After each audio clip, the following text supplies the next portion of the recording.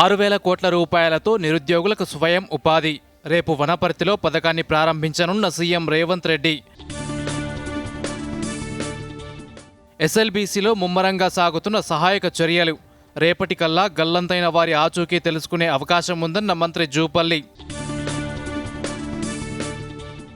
రేపు హైదరాబాద్కు ఉపరాష్ట్రపతి జగదీప్ ధన్ఖడ్.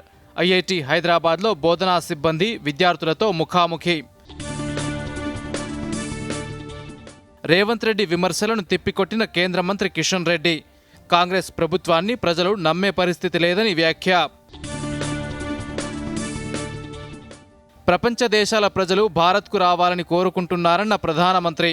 భారత్ ఆచారాలు, ఆహారాలను ప్రపంచం అనుసరిస్తుందన్న నరేంద్ర మోదీ. ఉత్తరాఖండ్లో మంచుకొండలు విరిగిపడిన ఘటనలో కొనసాగుతున్న సహాయక చర్యలు. గల్లంతైన వారిలో 4 మృతి, మిగిలిన వారి కోసం గాలింపు.